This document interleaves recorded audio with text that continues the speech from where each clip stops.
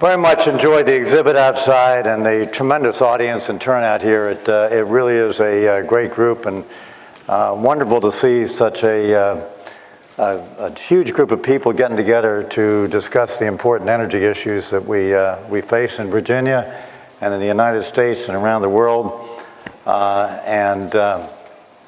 It's always wonderful to see the networking that goes on in these conferences and the fun people have to get to know each other. At a speech I gave last week, it was a dinner speech, the MC turned to me and he said, "Do you want to speak now or do you want to let them enjoy themselves a little while longer?" But we're back in the business side now, and I want to focus really pretty much on the U.S. energy policy. I am a big fan of the Chamber. I was served on the board of the Chamber. I was chairman of the 100 largest associations called their Committee of 100. But the heart of the Chamber is really the local and the state chambers. And the ability to project the important business agenda out in each and every state. And I think that I want to commend Barry and Tom and the board and the staff of the Richmond Chamber. Really the growth that they've seen, the advocacy that they've done, I think the clear path that they've laid out in the Blueprint Virginia is terrific, and the energy chapter in it with its all of the above energy strategy, I certainly commend. So again, I am a big fan of the Chamber. I think that basically the theme of this meeting is business leadership for Virginia's energy future. That to me is an incredibly important topic, and each and every one of us in the room has a mission in that, and an important one, whether or not it be the electric companies, my member companies, Dominion and American Electric Power, the co-ops, Old Dominion and Rappahannock, the gas companies are represented here, the energy service companies, the policymakers. So why is that so important? Why is this leadership in Virginia's energy security so important? We could say it's because, hey, energy is a really big industry. EEI member companies, essentially, it's a $930 billion industry, almost $1 trillion, a million employees and 2% of GDP. But that's not why it's important. It's important because energy and electricity affect everyone's lives, and certainly the economy can't do without it. We also represent electric companies around the world, and so those numbers are expanded greatly if you consider that. But basically, it's hard to imagine, but still almost 20% of the world's population, 1.2 billion, still don't have any electricity. And you can imagine what life would be like without that. So that's one of our missions, incidentally, is to try and see if we can get electricity to every part of the world. We're working with the UN and other bodies to make sure we do that. So, leadership to secure Virginia's energy future. Why is that such a challenge, too? It's a challenge because the energy business is changing dramatically these days. Electricity is going through one of the most transformative times, I believe, since Thomas Edison started this business more than 100 years ago. What's driving that change? I think it's the same things that drive change in any business, in any industry. Technologies, rapidly changing technologies, public policies, and changing markets and customer expectations. The basic core of our mission has remained the same. We want to provide safe, reliable, and affordable, and increasingly clean electricity. The core mission is still the same: safe, reliable, affordable, and increasingly clean. But again, because of changing technologies, changing customers, and changing public policies, there's a lot of change going on in the energy business, and that's why it's such an exciting time to bring together the people here and to talk about those things. So with that in mind, I brought together my executive committee first and then my board for several sessions where we strategically took a look at the business and said, where do you think that your company is going to be? Not, next quarter, not next year, but where's it going to be in 2030? Let's look down the road and see where we think the changing business is going to be. And it was remarkable. We got a fairly unified position that really where people saw their companies in 2030 was much more clean power, much more focus on customer solutions, individual customer solutions, and third, a much smarter energy infrastructure, a much smarter distributed, resilient grid, which is the center of it all. So let me go through a little bit of those three areas and talk about what I see going on in that context. The first thing, clean power. You know, energy today is being driven by economics, obviously, keeping those costs low, affordable, but also a lot by environmental policy and global climate change. We've seen the Paris Accords and other things happening out there, and the demand to get cleaner fast. So the energy mix is changing tremendously. You see a situation where, and obviously Bob Blue later on is going to talk about the regulatory situation, the clean power plan, so I won't step on any of his territory other than to say under Tom Farrell's leadership at Dominion, Virginia, who was former chairman of our board and led our environmental efforts, the industry didn't oppose the Clean Power Plan, didn't oppose the Mercury rules. We worked with the administration to make major changes to help them become doable. And it's being challenged by the Supreme Court. Bob's going to go into that. But in any case, the march toward cleaner power is going to continue regardless. And the energy mix is changing regardless. We're seeing, we've closed 72 gigawatts of coal in our country. That's about a quarter of the coal capacity in the country. And a lot of it's been replaced with natural gas. We are blessed in this country with the shale revolution and low natural gas prices. Our member companies in Europe and Asia don't have the same situation. You know, as an example, you know, Virginia Power, Dominion Power, has closed down some old coal plants, and they've just opened the brand new, 2 weeks ago, the new Brunswick plant, a 1,300 megawatt plant, that over its lifetime will save customers an estimated $1.4 billion. And they just got approval from the Public Service Commission for another one in Greenville that is going to save over $2 billion for customers over its lifetime. So we're blessed with natural gas, and we see an increasing amount of natural gas. Nuclear plants are absolutely key. And I go back to the natural gas thing for a minute. There are major challenges with natural gas too. There's a tax on pipeline. There's the question being raised on methane and earthquakes and a whole host of other things. And I think that it's really important that we work together to make sure that that natural gas resource we have is preserved. And also the coal plants, we definitely want to retain coal as a vital part of the portfolio as well. And clean coal plants and carbon capture and storage, we're working strongly on that as well. Nuclear is a very important part of the equation. About 60% of our zero carbon energy comes from nuclear power. The rest is renewables, and if you don't have those nuclear plants, you've got a major problem making your greenhouse gas targets. So they are absolutely positively key. And we are building 4 new nuclear plants in the country, but some of the nuclear plants that are in deregulated markets are being challenged because of the low natural gas prices and renewables that are offsetting them. Utilities are leading the way on renewables. We've built 100% of the wind in this country. We've built more than 60% of the solar in the country. And so we're leading that change on the renewables. And last year, in terms of new generation came on board, about a third of it was wind, a third of it was solar, and a third of it was natural gas. So you see that changing mix coming down the road. So the march toward more clean power is going to continue. The Clean Power Plan talks about a 32% reduction by 2030 from 2005 levels.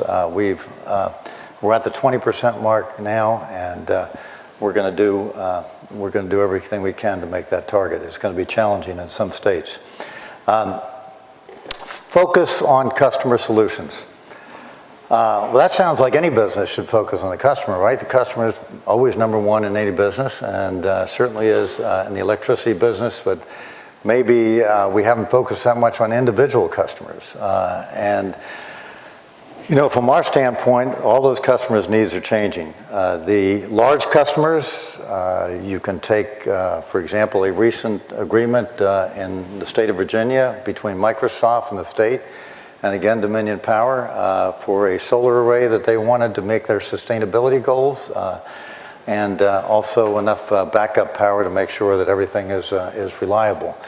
At our last CEO meeting for the last several years, we've been working strongly with mayors and cities. I know our president here was a former mayor of Newport News. Cities are looking at becoming smart cities where they have LED lighting, where they have major sensors and other things for traffic lights and security cameras, and they're all tying in together.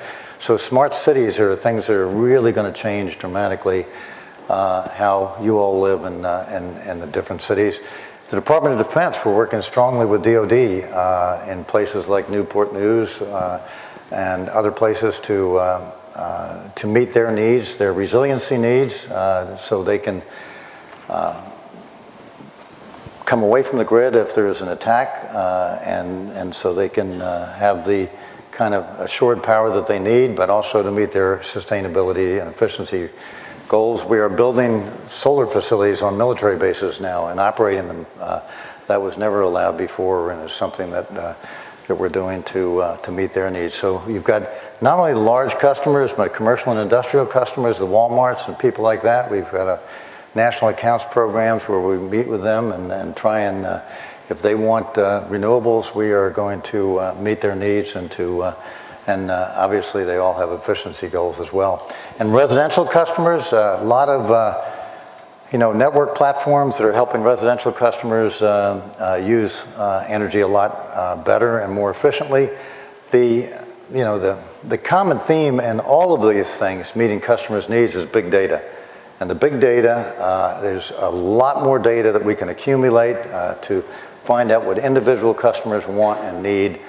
And a lot of it starts with energy efficiency. And we are spending as an industry $7 billion a year on energy efficiency programs.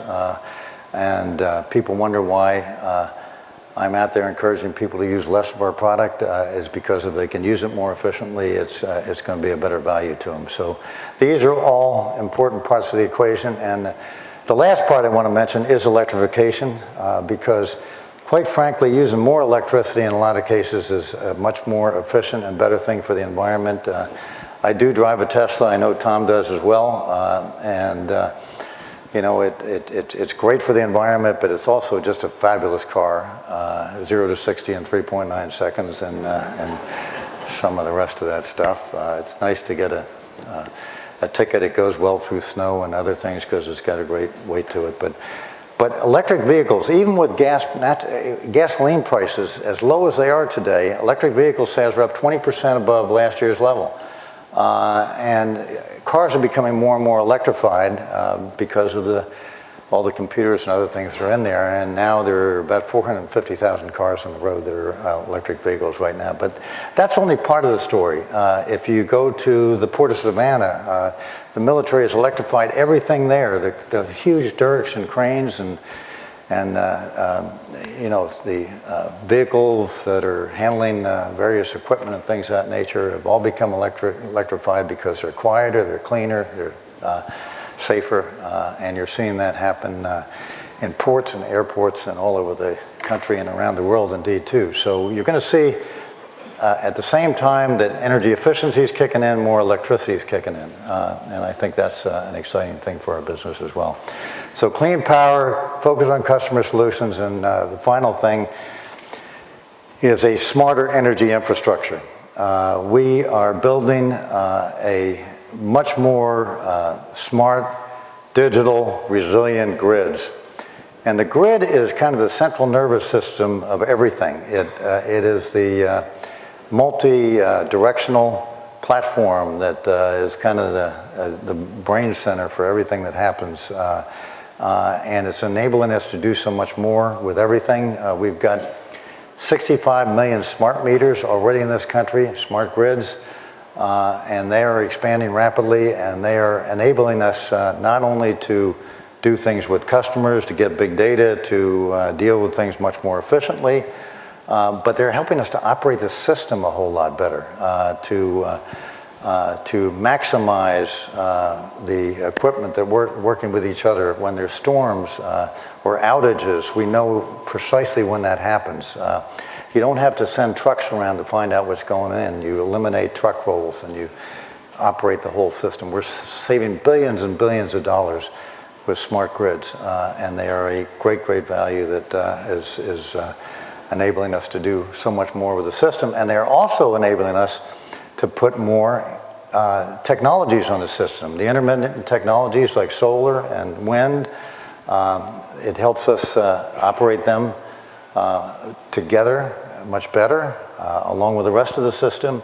And new technologies are coming along too, like storage and microgrids and things of that nature. But the center of everything, even with storage coming along, and it's not economical yet, but it's going to be more and more economical and coming. Even with a lot of storage, you're going to need this central system to help everything make and run well. So those are the main focuses of where our companies are heading. There's one other subject I want to focus on, and it will be the subject of the next panel with Mark Engel and the other folks, because I think it is one of the most important threats that our country faces is cyber and physical security. And I just want to tee that up a little bit. Again, I think you're going to hear from some real experts on it. But this is a situation, I'll give you a story about 3 years ago. We had this little hurricane coming out in the ocean called Hurricane Sandy. And I'm very, very proud of the fact that our industry has a program called a mutual assistance program. So whenever you have storms come along or whenever the lights go out, our companies bond together to help each other. I don't know of any other industry that does that, but if you can find one, you can tell me about it and let me know. But we've operated that well for many, many years. And with Hurricane Sandy coming up, I said, gee, I think that this one's bigger than anything I've ever seen. So I called up the Deputy Secretary of Energy and I said, we may need the government's help on this one. We've always done this by ourselves, but this one's very, very different. And he said, great. And I said, I'm going to have a CEO call every day, starting today, Friday night, going through the weekend. And we're going to ask the affected CEOs to be on the line every day to report on what's happening, what kind of help they need, and CEOs from around the country to be on the line too, as well as Canada. And so he got on the line over the weekend. The storm kept on coming, getting worse and worse. And eventually the president came on the line on Monday, and on the Monday call. And he said, look, restoring electricity is a basic and one of the most important things that we need to do. And the government's going to give you every bit of help you can get and you need. And they did. I'll say we had C5s flying bucket trucks. Bucket trucks are almost the size of half this room, and bringing crews from all around the country. We amassed 67,000 people, a huge army of people that restored power in electric time, in a record time for what was one of the worst storms in the country. A couple months afterwards, we met with the president. We were talking about how we had to continue this partnership and figure out the things that we could do that might help in the future to restore power more quickly, like housing people on Army bases and helping get fuel and things of that nature. And I said, there's another issue that we're getting worried about, which is cyber and physical security.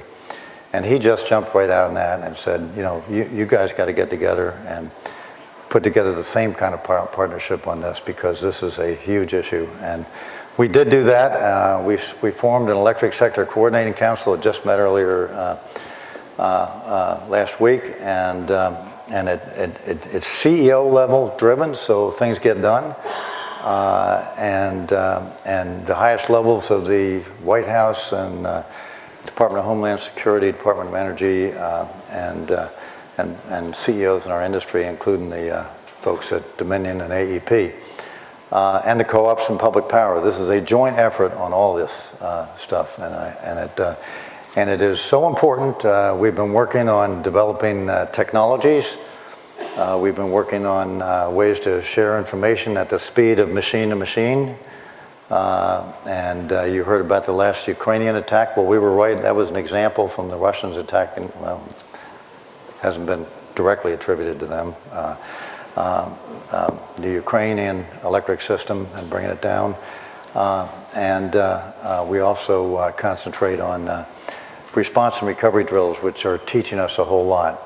Now, you're going to hear about a lot of different kinds of cyber attacks. There's cyber attacks that steal your private information. There's cyber attacks in the banking system, I think, Tom, that have been denial of services, cyber attacks, or cyber attacks that steal patents. But the things we're most worried about are the ones that actually will bring down the electric system. And if the electric system is down for a sustained period of time, that's a critically important problem.